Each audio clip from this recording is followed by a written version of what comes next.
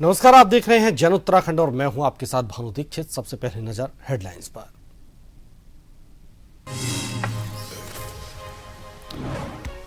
देहरादून में ऑपरेशन सिंदूर की वर्षगांठ पर कार्यक्रम। पुष्कर सिंह धामी ने वीर जवानों को श्रद्धांजलि दी। बोले, भारत रक्षा क्षेत्र में तेजी से बन रहा आत्मनिर्भर।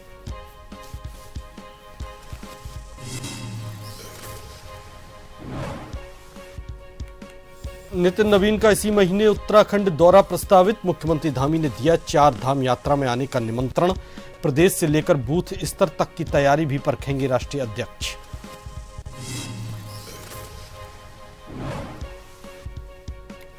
उधम सिंह नगर के उद्योगपति के घर चोरी का खुलासा। पुलिस ने 21 दिन बाद 3 आरोपियों को किया गिरफ्तार। जेवर समेत नकदी बरामद।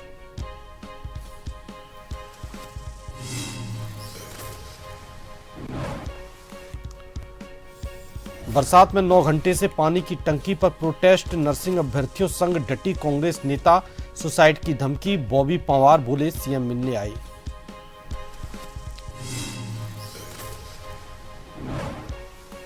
पिथौरागढ़ में सड़कें बनी नदी। 9 जिलों में बारिश। 4 धाम यात्रा से बचने की अपील। कल और बिगड़ेगा मौसम।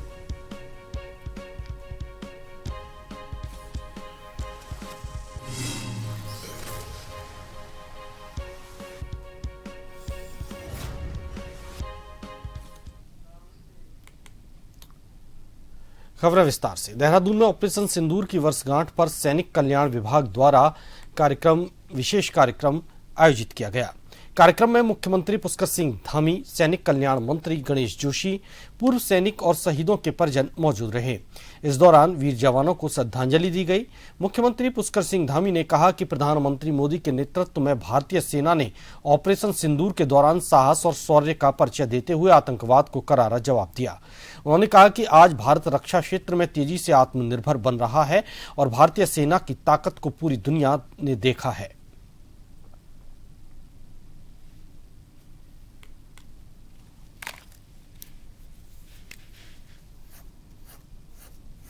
भारत की सेना आज आत्मनिर्भर सेना हो गई है। बड़े बड़े जो रक्षा के उपकरण हैं आज भारत बना रहा है। उसकी शक्ति को भी पूरे विश्व ने ऑपरेशन सिंदूर के दौरान देखा। आज रक्षा उपकरणों के निर्यात के मामले में भी भारत दुनिया की टॉप सूची के देशों में शामिल हो गया। 80 से भी अधिक देशों को आज रक्षा के उपकरण भारत सप्लाई कर रहा है। तो मैं इस अवसर पर आज भारत की सेना को भी, आदरणीय प्रधानमंत्री जी को भी धन्यवाद देता हूँ। देहरादून में क्षत्रिय करणी सेना ने जिला मजिस्ट्रेट कार्यालय के बाहर जोरदार धरना प्रदर्शन किया। शुभम सिंह ठाकुर प्रदेश अध्यक्ष के नेतृत्व में हुए प्रदर्शन में बड़ी संख्या में कार्यकर्ता शामिल हुए। संगठन ने सरकार और प्रशासन पर लगातार अनदेखी का आरोप लगाया। करणी सेना का कहना है कि जनता से जुड़े मुद्दों को लेकर कई बार ज्ञापन दिए गए और मुख्यमंत्री से मिलने का समय मांगा गया, लेकिन अब तक कोई सुनवाई नहीं हुई। प्रदर्शन के दौरान पुलिस कार्यप्रणाली पर भी सवाल उठाए गए।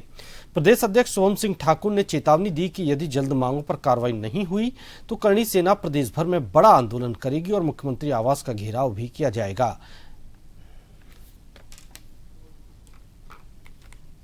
इस समय से हम माननीय डीएम साहब के थ्रू ज्ञापन दे रहे हैं, माननीय मुख्यमंत्री से मिलने की मांग करी है, पर हमारे प्रदेश के मुखिया पे इतना समय नहीं है कि वो हमसे मिल सके। हम उनसे अपने घर में रजिस्ट्री कराने के लिए थोड़ी बात कर रहे हैं, हम उनसे जनताओं के मुद्दों के लिए बात कर रहे हैं।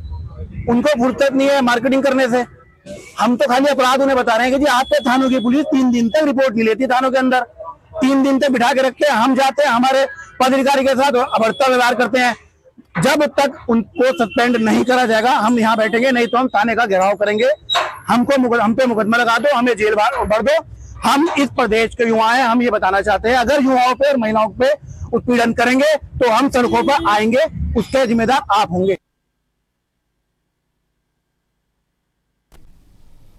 उधम सिंह नगर जिले के किच्छा कोतवाली क्षेत्र में वरिष्ठ उद्योगपति राजेंद्र गोयल के घर हुई करोड़ों की चोरी का पुलिस ने 21 दिन बाद खुलासा कर दिया है।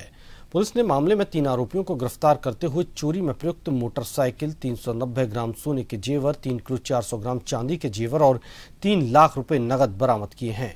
बताया जा रहा है कि 18 अप्रैल को गोयल परिवार विवाह समारोह में शामिल होने रामनगर गया हुआ था। इसी दौरान चोरों ने घर में घुसकर अलमारी और लॉकर के ताले तोड़ दिए थे और करीब 1 करोड़ रुपए कीमत के सोने चांदी के जेवर और लाखों की नकदी चोरी कर ली। वारदात के बाद आरोपी घर में लगे सीसीटीवी कैमरों का डीवीआर बॉक्स भी अपने साथ ले गए थे।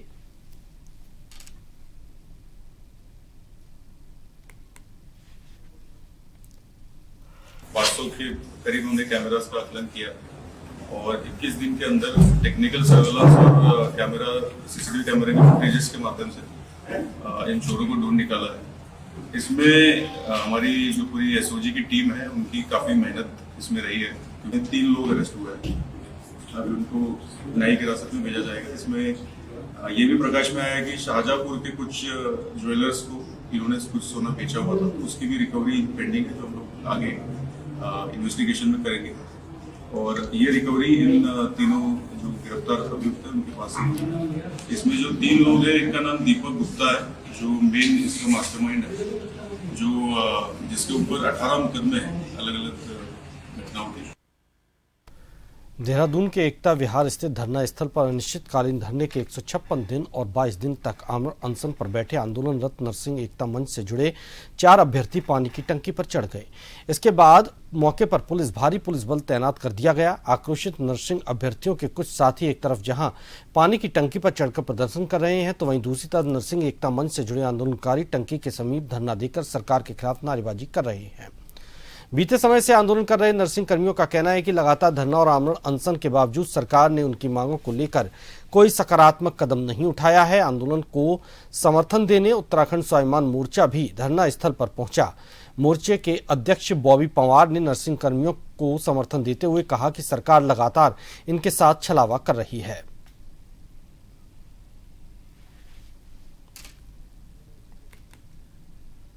ये तो एक दिन होना ही था, क्योंकि 6 महीने से हमारी जो मांगों को आपने नजरअंदाज किया है, हमें बेवश किया ऐसे कदम उठाने के लिए, और इसके लिए शासन प्रशासन ही जिम्मेदार है। आप लोग वार्ता के लिए बुलाते, आप लोग एक कहीं ना कहीं इसमें रास्ता निकालते, तो शायद कहीं ना कहीं एक तैयार हो सकता था, एक मैप तैयार हो सकता था कि कैसे इस तरीके को चीजों को निपटाना है।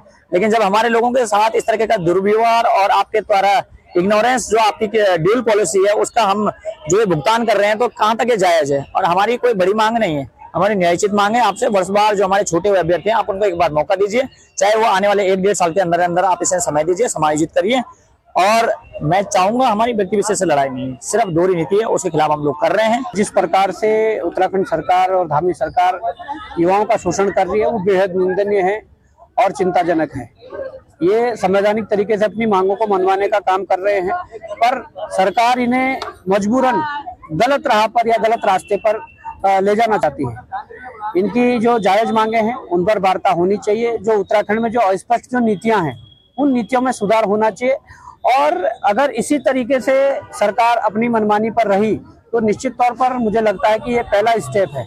इसके बाद के जो स्टेप होंगे उससे दिक्कतें शासन प्रशासन और सरकार को ही होगी। लगातार जो मांग कर रहे हैं वर्षवार भर्ती की, लेकिन सरकार की तरफ से कोई सुनवाई नहीं है। एक तरफ प्रधानमंत्री नरेंद्र मोदी नारी बंधन की बात करते हैं, दूसरी तरफ देखिए आप नीचे कि कितनी महिलाएं आज अपने बच्चों के साथ नीचे बैठी हुई है, कितने युवा हमारे नीचे बैठे हुए हैं, और सरकार जितनी हो चुकी है।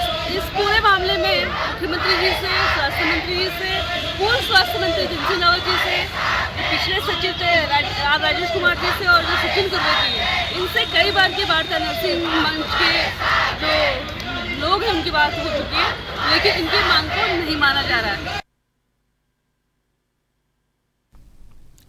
चक्राता विधानसभा क्षेत्र में 2027 के चुनावी रण की आहट अब साफ सुनाई देने लगी है। भाजपा नेता रामशरण नौटियाल ने क्षेत्र में जनसंपर्क अभियान तेज कर अपनी राजनीतिक सक्रियता बढ़ा दी है। अभियान की शुरुआत उन्होंने हनोल स्थित महासू महाराज मंदिर में माथा टेक कर की। इसके बाद रामशरण नौटियाल चक्राता के दूरस्थ क्षेत्र कथियान में आयोजित हिंदू सम्मेलन में शामिल हुए। राष्ट्रीय स्वयंसेवक संघ के शताब्दी वर्ष के उपलक्ष्य में आयोजित इस सम्मेलन का उद्देश्य हिंदू समाज को संगठित करना, सामाजिक समरसता को बढ़ावा देना देना और राष्ट्र निर्माण के प्रति जागरूकता फैलाना बताया गया। कार्यक्रम में आरएसएस के जिला कार्यवाह रविंद्र चौहान, जिला प्रचारक सौरभ और पूर्व जिला पंचायत अध्यक्ष मधु चौहान और पूर्व जनजातीय आयोग के अध्यक्ष मूरत राम शर्मा समेत बड़ी संख्या में कार्यकर्ताओं ने हिस्सा लिया। सम्मेलन में स्थानीय संस्कृति की झलक भी देखने को मिली, जहां रंगारंग सांस्कृतिक प्रस्तुतियों ने लोगों का मन मोह लिया।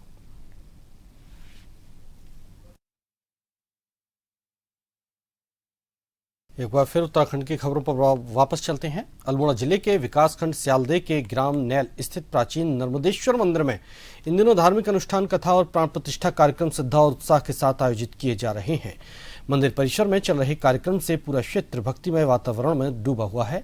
कथावाचक आचार्य पंडित सुभाष चंद्र ज्ञानी ने भगवान शिव की महिमा का वर्णन करते हुए श्रद्धालुओं को भक्ति, व्रत और सनातन संस्कारों का महत्व बताया। उन्होंने कहा कि सच्ची श्रद्धा और भक्ति से ही मानव जीवन सफल बनता है और भगवान शिव की आराधना से सुख, समृद्धि और मानसिक शांति प्राप्त होती है। कार्यक्रम व्यवस्थापक प्रताप सिंह बसनाल ने बताया कि मंदिर में नई मूर्तियों की प्राण प्रतिष्ठा का धार्मिक अनुष्ठान विधि विधान और वैदिक मंत्रोच्चार के साथ संपन्न करवाया गया। कार्यक्रम में क्षेत्र के श्रद्धालु बड़ी संख्या में पहुंचकर पूजा अर्चना और कथा श्रवण का लाभ ले रहे हैं।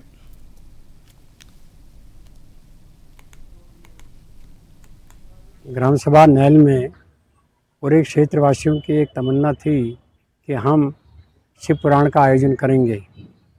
इसमें पूरे गांव की महिलाओं ने, पुरुषों ने, प्रवासी तथा ग्रामवासियों ने बढ़ चढ़कर भाग लिया, जिसमें कि हमारे व्यास जी, ध्यानी जी थे तथा हमारे 14 अन्य आचार्य लोग थे, जिन्होंने कि बहुत सुंदर कथा का वाचन किया तथा गांव वालों का पूरा सहयोग बराबर बना रहा। बीच में वर्षा की भी थोड़ा सा व्यवधान रहा, लेकिन हमने उसको एक अभिषेक के रूप में प्राप्त किया। यह सब ईश्वरी देन है। रामनगर कोतवाली में तैनात होमगार्ड प्रमोद कुमार अपने 3 मासूम बच्चों को बाइक से स्कूल छोड़ने जा रहे थे। इसी दौरान स्कूल से कुछ दूरी पहले एक अज्ञात कार चालक ने तेज और लापरवाही से वाहन चलाते हुए उनकी बाइक को टक्कर मार दी। हादसे में बाइक सवार 4 लोग घायल हो गए। घटना के बाद आसपास मौजूद लोगों और पुलिस कर्मियों ने घायलों को 108 एम्बुलेंस की मदद से रामनगर के सरकारी अस्पताल पहुंचाया, जहां उनका उपचार चल रहा है।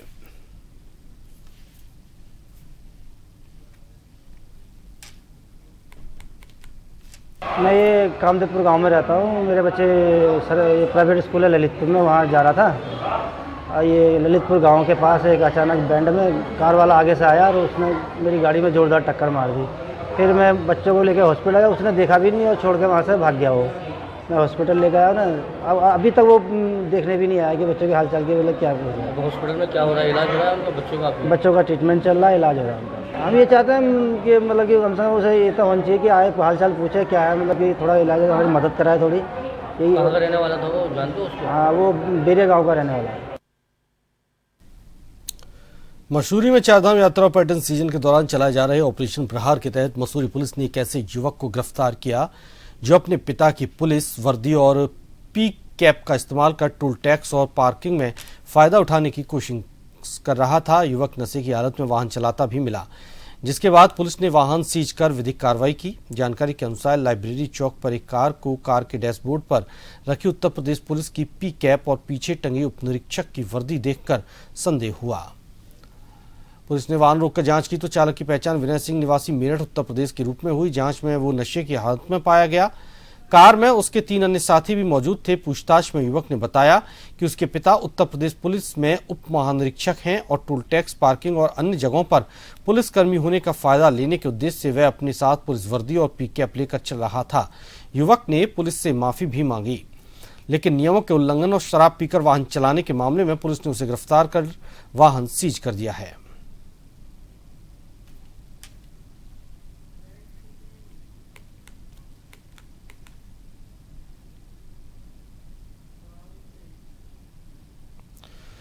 रुड़की के मंगलौर से एक बहुत बड़ा खुलासा सामने आ रहा है, जहां जनप्रतिनिधियों की अनदेखी के कारण लगभग पिछले 15 साल से प्रधानमंत्री आवास के लिए गरीब परिवार दर दर की ठोकर खा रहा है। लगातार जनप्रतिनिधि के चक्कर लगाने के बाद निराशा हाथ लगी। मंगलौर नगरपालिका परिषद के वार्ड नंबर 12 के इस परिवार ने बताया कि उन्हें किसी भी योजना का फायदा नहीं मिल पा रहा।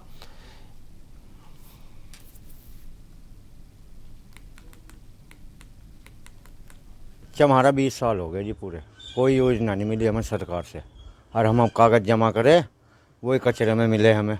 एक फेरी हमारे ऑनलाइन भी हो गए थे और जब से हम मुसीबत ही भर रहे जी। जो पहले किसी ने भी ध्यान नहीं दिया जी। आप लोगों ने किसी को कहा? कई को काज हमने कागज भी दिए 4-5 फेरी, वापसी आ गए कचरे में मिले हमें कागज। हमने सारे खींच के ले गए थे, किसी ने कोई जवाब नहीं दिया जी। तो 20-25 साल से आप इसी हालात में रह रहे जी। आपका काम क्या करते हैं? मैं कबाड़े का काम करूँ जी। नहीं जी, मिली नहीं। 20 साल हो गए हमें इसी तरह परेशानी भरते भरते। आंधी तूफान आया, बच्चे हमारे भीग गए, भाग गए।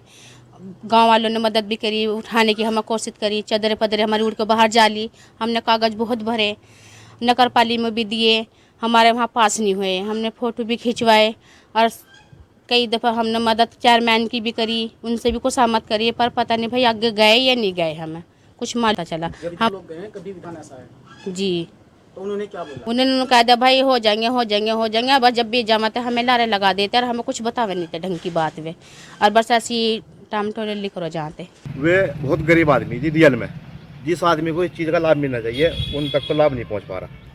एक मेन समस्या क्या हो रही थी, पिछली बार रसीद पे मकान पास होता था, उसका मैंने ऑनलाइन करा दिया था। पता नहीं क्या कारण रहा जी, वो पिछले चेयरमैन के उसमें उनका ऑनलाइन हो गया था, वो किसी कारण कट गया क्योंकि वो गरीब आदमी था। और अब की बार हम सभासद बने जी, हम अभी हमारी बोर्ड बैठक हुई, हमने उसमें प्रस्ताव रखा। हमारे कार्यकाल में क्या दिक्कत आई कि बैनावे से ही मकान पास हो रहे हैं, अब उनके पास बैनावा नहीं है। बैनावे कारण ये है, मैं उनका गिफ्ट भी कराने की कोशिश करी, लेकिन जो उनकी सास और ससुर है उनके नाम वो रसीद है, उनका गिफ्ट भी नहीं हो पा रहा। उनकी मेन समस्या ये है। मौसम विभाग ने 12 और 13 मई को प्रदेश के विभिन्न हिस्सों विशेषकर पर्वतीय क्षेत्रों में वर्षा और प्रतिकूल मौसम की संभावना को देखते हुए ऑरेंज अलर्ट जारी किया है।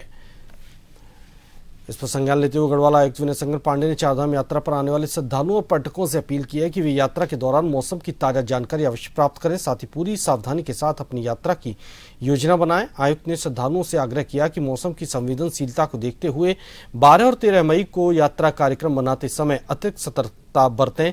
यदि संभव हो तो मौसम सामान्य होने के बाद यात्रा करना अधिक सुविधाजनक रहेगा। साथ ही यात्रा के दौरान प्रशासन और स्थानीय अधिकारियों ने जारी दिशा निर्देश का पालन करें ताकि यात्रा सुरक्षित और सुखद बनी रहे।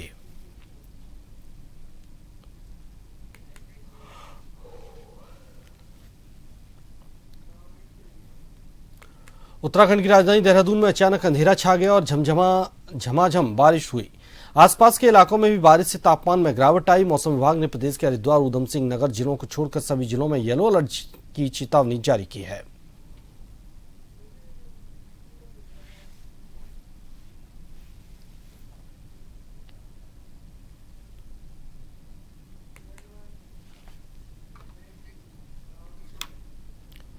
हरिद्वार में डीएम मयूर दीक्षित के निर्देशन में डीपीआरओ अतुल प्रताप सिंह की अभिनव पहल सामने आई है। अब रविवार को मिनी सचिवालयों में राष्ट्र निर्माण केंद्र की थीम पर प्रेरणादायी गतिविधियां चलेंगी।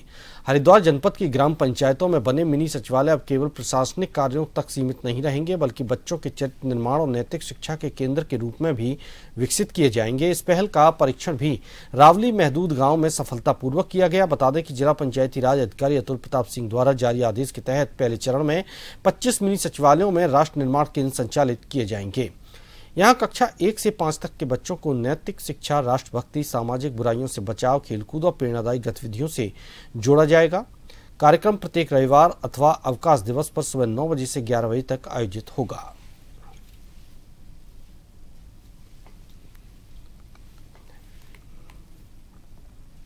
बहुत अच्छी पहल है और हमारे पंचायत राज विभाग द्वारा और यहाँ के ग्राम प्रधान जी के द्वारा उसमें सहयोगी बाल विकास विभाग भी है। और मैं भी डीपीआरओ साहब से बात कर रहा था तो ये हरिद्वार जिले के अंदर इन्होंने ये पहला केंद्र आज रावली महदूद से शुरू किया है। और जैसा आप इधर पढ़ रहे हैं राष्ट्र निर्माण केंद्र और अभिनव पहल, वास्तव में अभिनव पहल है कि आजकल के जो बच्चे हैं उनको कहानियों के माध्यम से, पिक्चर्स के माध्यम से संस्कार देने का काम जो आज की आवश्यकता है। एक विचार मेरे मन में आया कि अभी हमने क्या किया कि पिछले दिनों रजत जयंती के उस पर जो हमारे राज्य का रजत जयंती था उसमें 25 जो हमारे पुराने अनुपयोगी पंचायत भवन थे उसमें हमने मिनी सचिवालय बनाया और मिनी सचिवालय को बना करके उनको सोमवार को जब जिलाधिकारी महोदय की अध्यक्षता में जिले की बैठक होती है जन सुनवाई की, तो उनसे वो सारे पंचायत भवन को और वहाँ पे जो ग्रामीण जन है उनको जो है ऑनलाइन जोड़ करके मिनी सचिवालय को क्रियान्वित किया। तो इसमें एक चीज़ ये पाया गया कि लोगों की समस्याएं जो है वहाँ पे जो है आधारभूत संरचना और भौतिक समस्याओं से संबंधित बातों को रख रहे थे, लेकिन राष्ट्र का जो विकास है वो केवल भौतिक विकास से या आधारभूत ढांचे के विकास से ही संभव नहीं है, बल्कि जो योग्य मानव संसाधन का विकास भी बहुत ही उपयोगी है। इसी के साथ इस बुलेटिन में फिलहाल इतना ही। नमस्कार।